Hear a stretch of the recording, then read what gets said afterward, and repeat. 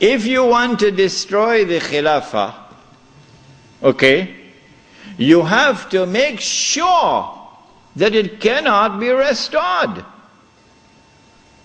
How can you take the entire world of Islam with so many ulama and ensure that not only is the Khilafah destroyed, but it cannot be restored? That's a tall order. How to do it? The answer is, you not only have to liberate the Haramain from the control of the Khalifa in Istanbul, but you have to put it in the control of those who will not themselves claim the Khilafah and will not allow anyone else to claim the Khilafah. And so long as these people keep control of the Haramain and the Hajj, the Khilafah can never be restored. Simple, isn't it? Simple, isn't it?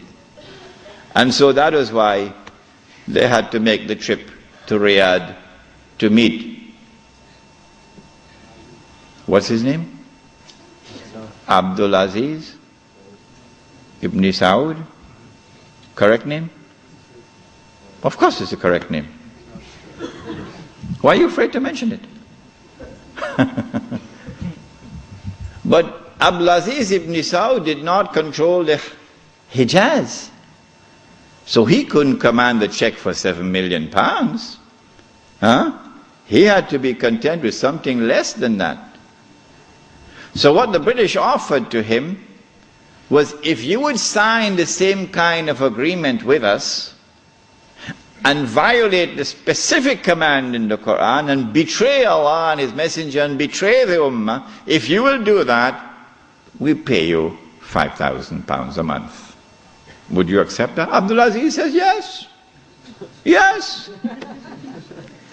And in 1916, Abdul Aziz ibn Saud signed an agreement with Britain. Yes. Which made of him a military ally of Britain, subservient to Britain. But when the Ikhwan, who were his military force, questioned him, how can you sign this agreement with Britain? And how can you accept this money from Britain, £5,000 a month? Abdul Aziz ibn Saud says, this is jizya.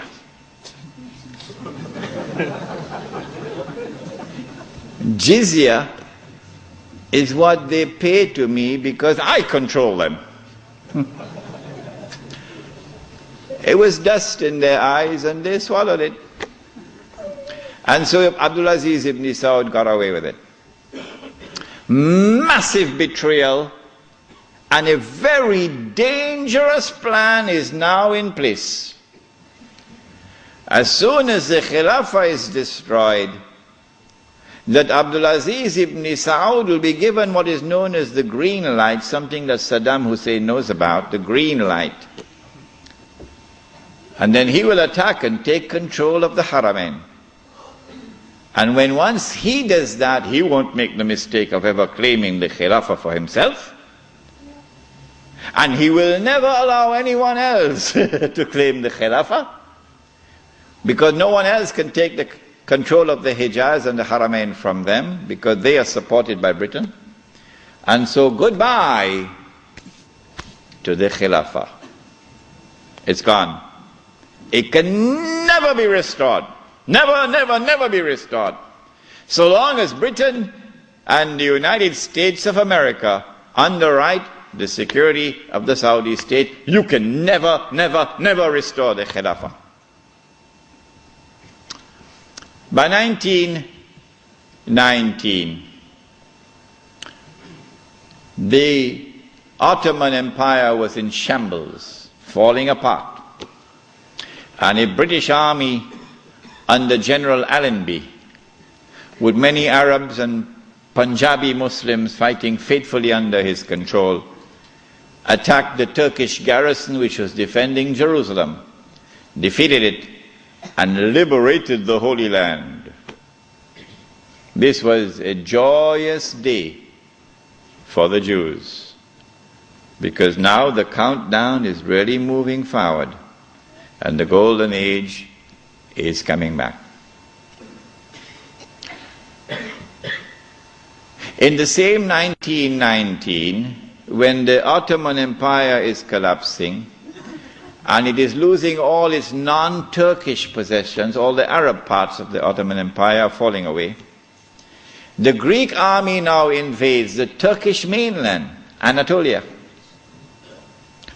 And the Turkish people now have a tremendous fright in their hearts, because the Greeks hate them with a PhD in hatred.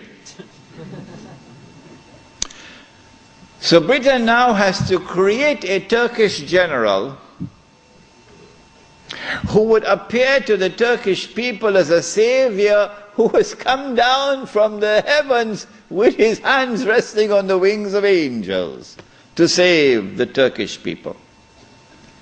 And so at a place called Gallipoli, a man named Mustafa Kemal inflicts a defeat on the ruling state in the world, Britain, and immediately climbs the ladder to become the hero of all heroes in Turkish history. Very convenient, isn't it? Mustafa Kemal now takes over. He is in fact de facto ruler over the Ottoman Empire, and the Khalifa is just a piece of furniture. In 1920, I think, or 21, there was a big treaty, negotiations in Versailles, and from this emerged now the Turkish Republic, which replaces the Ottoman Islamic State. But Mustafa Kemal said, the Turkish people love their Khalifa. So if Europe could have a pope, why can't we have a pope too? This was simplistic thinking on the part of Mustafa Kemal. If the Europeans could have a pope, well, so too can we. So the new Turkish government of Mustafa Kemal decided to take the Khilafah and remove from it all political authority and make the Khalifa the equivalent of the Pope. This was 1922. And things were going fine for him. Turkish people were happy. Khilafah is still there. And the leadership of the revolution in Turkey were very happy because we have a secular state now, a model after the European state. But in 1924, on the 3rd of March, suddenly Britain demanded, of course this is secret, they wouldn't reveal it, Britain demanded of Mustafa Kemal that he must abolish the Khilafah. The demand came from Britain. And on the 3rd of March 1924, the Turkish Republic abolished the Khilafah. The question we have to ask is, why did they do it when there was no need to do it? Nothing. It represented no threat whatsoever to the secular Turkish Republic. The answer for the abolition of the Khilafah on the 3rd of March 1924 is located in a place called India. But even the Indian scholars of Islam are not aware of it. Even they are not aware of it. When the attack on the Khilafah was taking place in the 1916, 17, 18 period, then Indian ulama, at that time the Indian Muslim community was one of the most influential Muslim communities in the world. And the Indian Muslim community was led by leaders who knew Islam and lived Islam.